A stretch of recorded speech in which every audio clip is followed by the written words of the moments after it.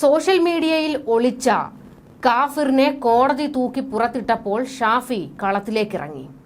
പോലീസാണ് പോരാളിയുടെ യഥാർത്ഥ മുഖം പുറത്ത് കാണിച്ചത്. എന്നാൽ കോടതി കടുപ്പിച്ചപ്പോഴാണ് ഗതികെട്ട് പോലീസിന് ചെയ്യേണ്ടി വന്നത്. കോടതി ചെവിക്ക് പിടിച്ചതുകൊണ്ടാണ് ഇത്രയെങ്കിലും പുറത്തു വന്നതെന്ന് ഷാഫി പറമ്പിൽ തന്നെ തുറന്നടിക്കുന്നു. പിണറായി ഭക്തനെ പിഴിഞ്ഞെടുക്കുകയാണ് വടകരയുടെ ഷാഫി.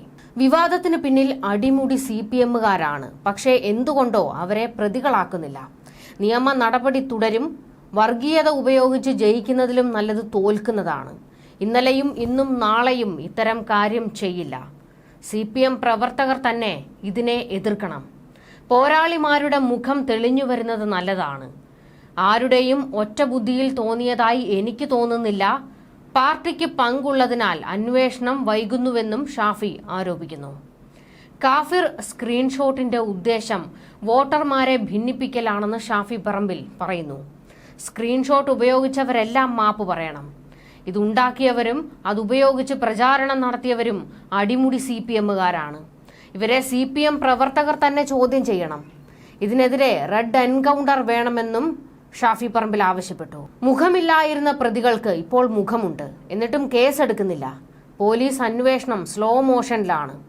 മറ്റു പാർട്ടിക്കാർ ആയിരുന്നുവെങ്കിൽ എന്തായിരുന്നേനെയെന്നും ഷാഫി പറമ്പിൽ ചോദിക്കുന്നു.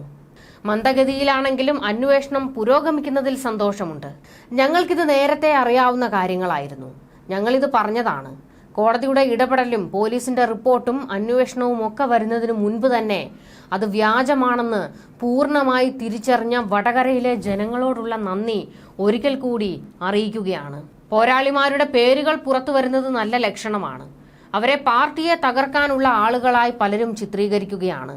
അങ്ങനെയാണെങ്കിൽ അവർ പോസ്റ്റ് ചെയ്യുന്ന സാധനങ്ങൾ തെരഞ്ഞെടുപ്പ് സമയത്ത് എതിർ സ്ഥാനാർത്ഥിയെ തോൽപ്പിക്കാനും വർഗീയമായി ആക്ഷേപിക്കാനും ആവശ്യാനുസരണം ഉപയോഗിക്കാൻ ശ്രമിച്ചത് തിരുത്തട്ടെ. മുഖമില്ലാത്ത ആളുകളായിരുന്നതുകൊണ്ടാണല്ലോ ഇത്രയും ദിവസം തള്ളിപ്പറഞ്ഞത്. ഇപ്പോൾ മുഖമുള്ള ആളുകളെ കുറിച്ച് അന്വേഷിക്കുമ്പോൾ ചില കാര്യങ്ങൾ പുറത്തു വരുന്നുണ്ട്. അടുത്ത കാലത്ത് നടന്ന സംഭവ വികാസങ്ങളിൽ പോലും CPMന് വേണ്ടി നിരന്തരം പ്രതികരിക്കുന്നവരാണ് ഇവരെല്ലാം. ഇത് വേറെ ഏതെങ്കിലും പാർട്ടിയിലെ ആളുകളായിരുന്നുവെങ്കിൽ ഇങ്ങനെയാണോ പോലീസ് കൈകാര്യം ചെയ്യുക? കോടതിയുടെ ഇടപെടൽ ആവശ്യം വരില്ലായിരുന്നു. മണിക്കൂറുകൾക്കകം കേസെടുക്കാൻ അത്യുത്സാഹത്തോടെ ഇറങ്ങുമായിരുന്നു പോലീസ്. അതിന്റെ കാരണം എന്താ? ഇത് ചെന്ന് നിൽക്കുന്നത് ആരിലേക്കാണെന്ന് പോലീസിന് കൃത്യമായി അറിയാവുന്നത് കൊണ്ടാണ്. ഇവരെയൊക്കെ സാക്ഷികളായി ചോദ്യം ചെയ്തു. എന്താ ഇവർക്കെതിരെ കേസെടുക്കാത്തത്? വ്യാജ സ്ക്രീൻഷോട്ട് പ്രചരിപ്പിച്ചതിന് കേസെടുക്കപ്പെടേണ്ട ആളുകളല്ലേ അവർ? എന്തുകൊണ്ട് പോലീസ് കേസെടുക്കാൻ മടിക്കുന്നു? അതിനെതിരെ നിയമപരമായി മുന്നോട്ടു പോകും. വ്യാജമാണെന്ന് തെളിഞ്ഞിട്ട് ഉത്തരവാദിത്തപ്പെട്ട ആളുകൾ ഇത് പ്രചരിപ്പിച്ചിട്ടുണ്ട്. പത്രസമ്മേളനം നടത്തി പറഞ്ഞിട്ടുണ്ട്. അവർക്കെതിരെ കേസെടുക്കാത്തത് എന്താണെന്നും ഷാഫി പറമ്പിൽ ചോദിച്ചു.